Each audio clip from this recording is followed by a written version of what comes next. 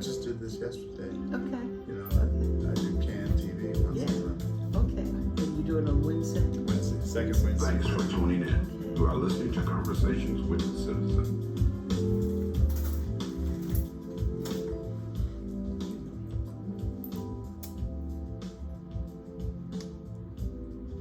Hello, and welcome to another week of Get Your House in Order. I'm your host, Hrvey. The information provided in this podcast is not intended to be legal advice, but to inform you of the importance of getting your house in order by making plans that will establish and protect your legacy. We encourage you to seek a professional who can speak to your individual situations. If you need help with anything discussed during this podcast, you can give me a call at 773-817-0601. On today's show, we will be discussing an organization that I will introduce to you. Perhaps you have heard of it. It is called One Roof. And we have with us a longtime friend. We were in grammar school together, so that was just last year. Last year, that's right. And my man just told me that they have torn down our school. That's right. right. That really put some age on us. Famed star of both stage and screen, one Mr. James, affectionately known as Jim Harvey. Yes.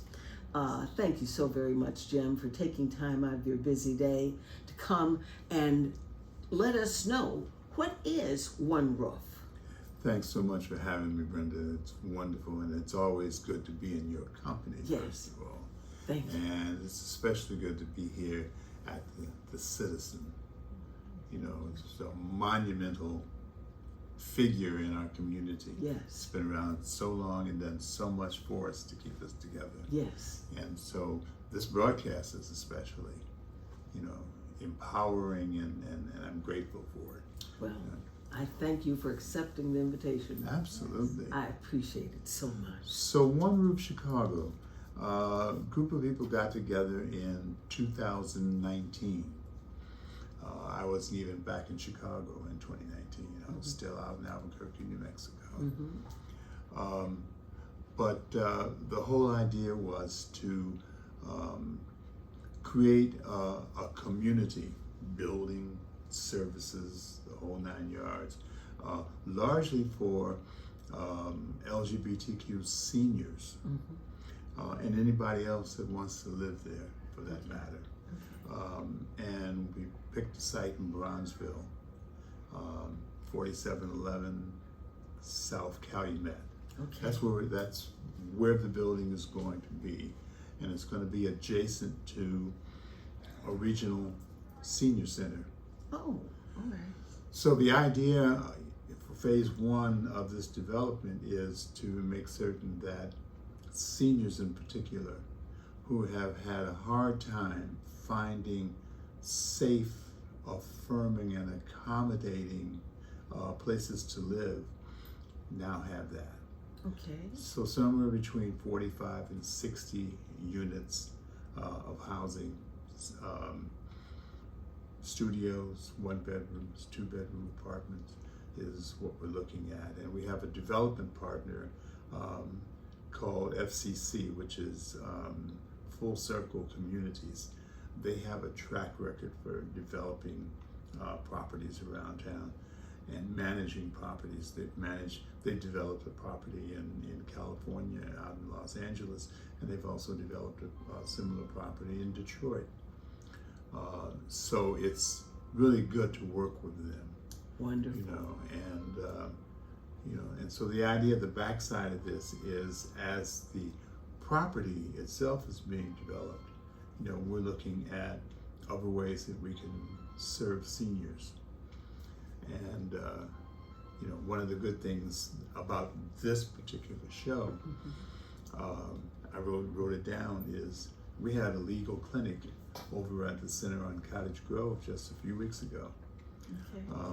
And brought over a dozen seniors in to get their house in order. Oh, wonderful. So you did some estate planning and that kind of thing that you provided for them. Yes, That's wonderful. It's there's a group of attorneys and notaries that do this, and they do it for free. Okay. So the next time we do one, I'm going to let you know so Please that you do. can let your listeners Please, and your please viewers do. know. And I could possibly be a part of that cadre because I Absolutely. am a notary. And those are services that many places do not provide if it is related to real estate. Mm-hmm, They are a little reticent to do that. Yeah. Getting back to One Roof, one of the things that really intrigued me, I love when things synergize. Yeah. I love synergies. Yeah. I love the possibility of thinking outside of the box. And one of the things when I first heard about One Roof was that those youth, I think I'm right, those youth that have been emancipated from DCFS, as they know that they're going into emancipation, and that is where they will no longer be wards of the state, Right. but will be emancipated as adults at 18, which is the current age. I think it's way too young, Yeah. but that's the law currently, that they will be trained in those fields and certified that can help those seniors. I said, what a wonderful idea. Yeah. And because housing is an issue, they will live in a communal group, those that are emancipated. They'll have their own To- apartments, their Okay. own units. To stay and be at hand 24 hours, I presume, Sure. to be able to provide the services that they have been trained and certified for. Yeah, that's phase 2 of our development, Okay, is to introduce housing for young adults. okay. So what are we doing with them in the meantime? Mm-hmm.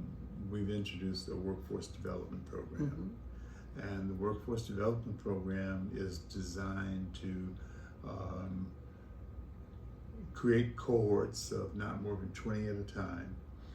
We bring them in and we take them first to Cara Collective, which is a wonderful community-based program that's downtown. And what they do at Cara Collective is job readiness. All the things that young people that are marginalized probably don't even think about. But how to Getting do a that resume. attitude, Yeah. getting that attitude ready. Yes. Attitude, resume writing, interview preparation, and making certain that they have all their paperwork ready when it's time to go to school at Malcolm X College for certified nursing assistant. Okay. That's a 6-week program there. So it's 4 weeks at Cara, 6 weeks at Malcolm X, and when they come out on the other end at Malcolm X, we've got employers, we've got agencies all ready to interview them and take them in and put them to work. Well, with the aging of the baby boomers, there is certainly no dearth of work. Yes. There's, as they say, you need more and more. And those youth that have the opportunity to get in on the ground floor, so to speak, this That's is right. the first level. I'm sure many of them will decide to, and I've known people that have not stopped at being CNAs. Exactly. They progressed up to registered nurses and other medical technician positions. I have a dear friend. She's one of my best friends. And when I first met her back in the 90s, she had just gotten her certification as a nursing assistant. And at that time, I was running 2 hospital units at St. Joseph. I remember. Yeah. And That was that AIDS project. Yeah, Yes. yeah. So I ran AIDS and oncology. Okay. I ran both of those units. Okay. So I met her and asked her, I said, well, what are you going to do? You're a CNA now. Mm-hmm. She said, oh, I just got a job at a nursing home. I said, no, you can do better than that. Mm-hmm. And she said, what do you mean? I said, listen, if I can get you a job at St. Joseph Hospital, would you take it? She said, absolutely. I said, fine. The one thing I want you to promise me is that once you're in there, you're going to be the best CNA they've ever seen. Mm-hmm. And 2 months after she started that job, she was staff member of the month. Wow. You know, That had to do your heart good. It did. And today, well, I should say today, just about 2 months ago, Mm-hmm. she just retired as the manager of clinic services at Howard Brown Health. Wow. So she had just moved up and up and up. You know, didn't look back. And that is one of the things that I'm so encouraged with the youth that are being emancipated.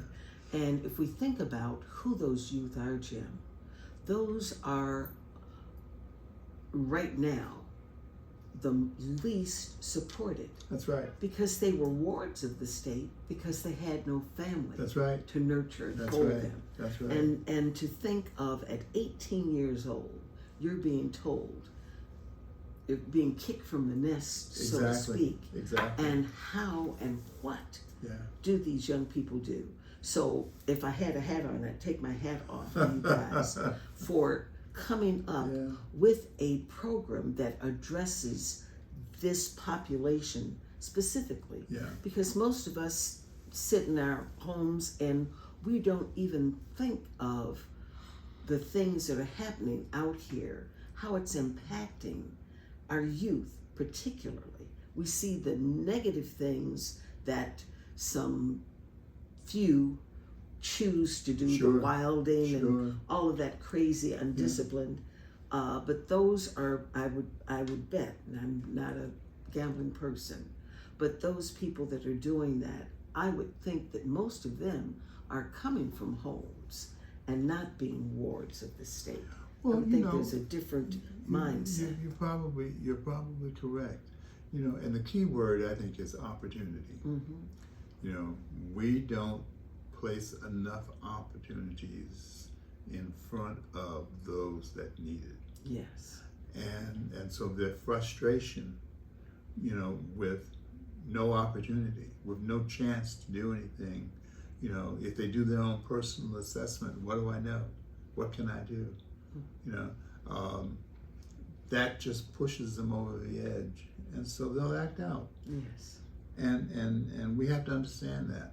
So we need to create more opportunity for young adults. Exactly. So we're looking at 18 to 24, you know, as our age range. And, you know, you've got those that have aged out of the system, and you've got those that have been kicked out of their homes. Yes. For any number of reasons. Some of those kids that we see downtown, you know, if the police arrest them, take them back to their parents, they have no address. Yeah. You know, they're just out there. Yeah. And they, you know, they're living on somebody's floor, sleeping on somebody's couch, you know, living in a doorway someplace. And they need a chance. They need opportunity. They need opportunity. Getting back to the first phase, which is the housing. The seniors. You said, for the seniors, you said that it's going to be between 40 and 60 units, and it's going to be a spread of studios, 1 bedrooms, and 2 bedrooms. Right. With that in mind, I'm assuming that these will be income based, or will there be? They will be affordable. This is all affordable housing. Okay. All affordable housing. And what program is that being built under? It's a combination of HUD standards, and also CHA has already awarded us 12 certificates. Oh. You know. Oh, wonderful. Those are Section 8 certificates? Yes, 12 of them, yeah. Okay. And we can get as many as 24, I believe. Okay. You know, but you know, the interesting thing is CHA is so excited about this, and our building isn't even up yet. You know, so that's a good sign. That is a wonderful sign. Yeah. And so, if a individual wanted to live at 4711 South Calumet, and is the name of the project going to, or the name of the building going to be One Roof, or? No, in fact, I'm glad you asked that, because we were just having a conversation last week with our board, Okay. and they're all now huddling and trying to think, what name will we give that building? Okay. And I've got one board member already who has said, name it after Bayard Rustin. Okay. And I said, okay, so that's Yeah. one that's on the table, and there may be some others, Okay, that okay, come, all right. come forward. Well, I'm really excited about that. So, as affordability, are you familiar with the ranges, like 30% of your adjusted gross income, or those kind of things? What can a person expect to pay? Yeah, we'll be starting at 30% of adjusted. Okay. income, right. Okay. And so it can go up. It can increase. It can go up. It Okay, can go up. But okay. we know that probably 80% of the people that will apply Mhm. are going to be in that low end category, Okay. and those are the ones that have the greatest need. Okay. Yeah. Tell me some of the amenities. I understand that you might have. You said there were going to be services around this, and it sounded like it might be a senior walkable community where you might have cleaners close by. I don't know. What are the other infrastructure Well, things that might be planned in the area? 47th Street by itself is coming back. Mm-hmm. And I'm excited about that. One of the things that excites me about 47th Street is that I was born at 4824 South Park, Okay. which is now King Drive. Okay. I was born there. Really, Jim? Yeah. And And you know why I say that? We'll have to talk. Okay. We will have to Yeah, talk. yeah. Were you, there's a large building on the corner of 48th, Mm-hmm. and then there are two mansions, used to be Oh, mansions. yeah. Did yeah. you live in one of those two No, I mansions? lived right next door. There's Okay. a yellow. A black, it there's used a- to be a vacant lot there Yeah. years ago, and then you lived in the building There's to the a, south of that. There's a yellow brick building Mhm. on the west side of the street, 4824. Okay. Oh, Still I'm on there. the other side of the You're street. you're on the east side. I'm sorry. I was on You're the on east the side. east side. Yeah. But isn't that something? Yeah. I never knew that that's where you were born. Yeah, 4824. The midwife that birthed me Mm-hmm. lived in a mansion that Liberty Baptist Church bought and Okay. unfortunately tore it down Yeah. because they wanted a parking lot. Yes. And that was one of those beautiful mansions. Yes. Beautiful gravestones. So I was born right there, and I remember as a child, that was our black Mecca. Mm-hmm. It was. And It so was. things are beginning to come back Yes. in that area. I even drove by there the other day, and I saw that the vacant lot on the corner of 47th and King, Mm-hmm. they put a big fence up around it, and it's now like a pop-up venue for commercial businesses, which is really great. That is. I remember when it was a big apartment building, and on the main floor, one place there was a popcorn vendor and an ice cream vendor, and there was a recording studio there. Okay. Where you could go and make your own records. I know that was down there near the Met, but was it up on 48? It was at right on the corner of 47. Okay. Yeah. Right down from Yeah, the Met. so if you went north, that was you the got Met. to the Met. Yeah. Yeah. Okay. And of course Wow. the street. And the some beloved folks, Regal. as they say, we're talking stuff folks can't even fathom. Exactly. They say, what's the Met? Right. That was the theater that was cat-a-corner of the Regal That's right. on South Parkway. On South Park. South Parkway. That's right. South Parkway. South Parkway.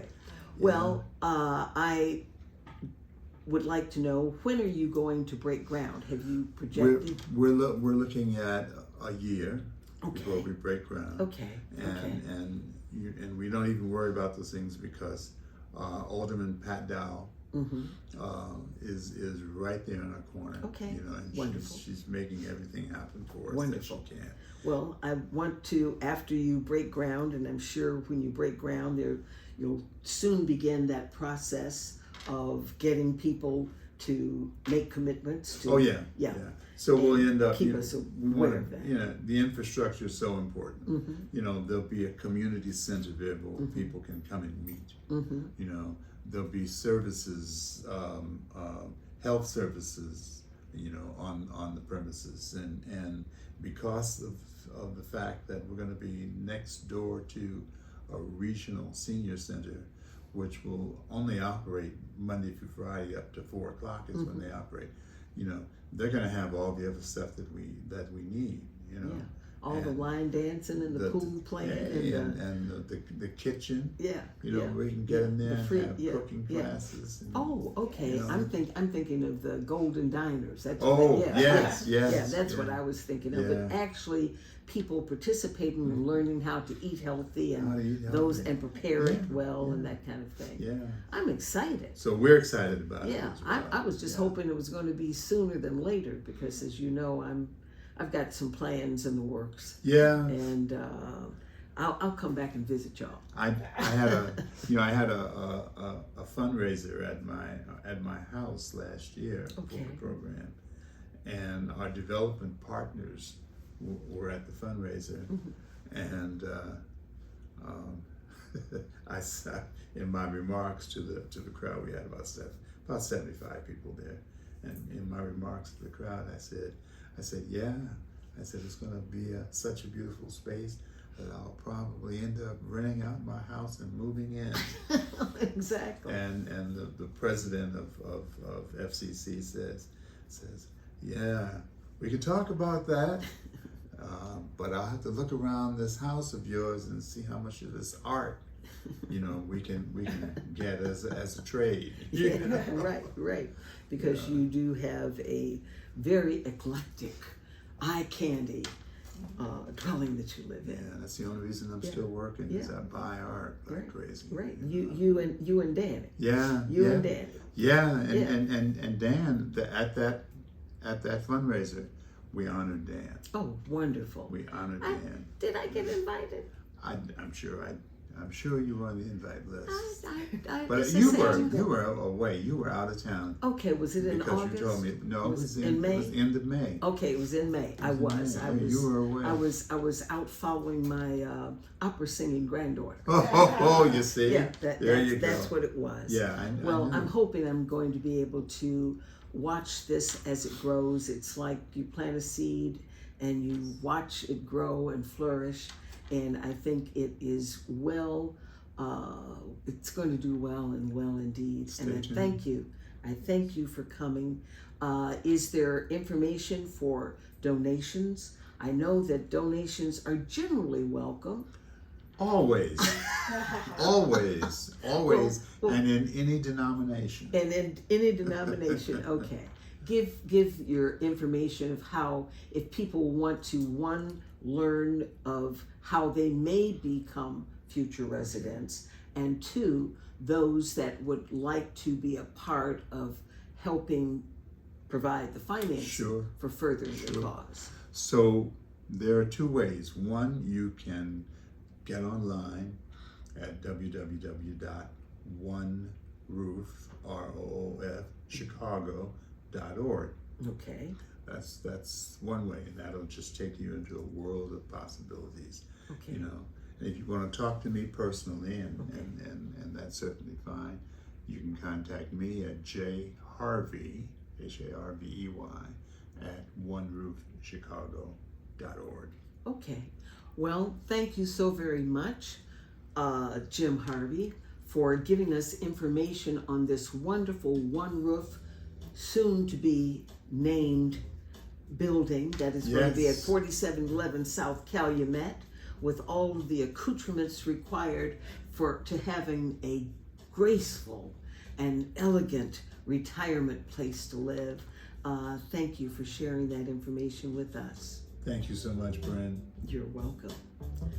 Remember to make plans to join us again next week for Conversations with the Citizen, the place where real news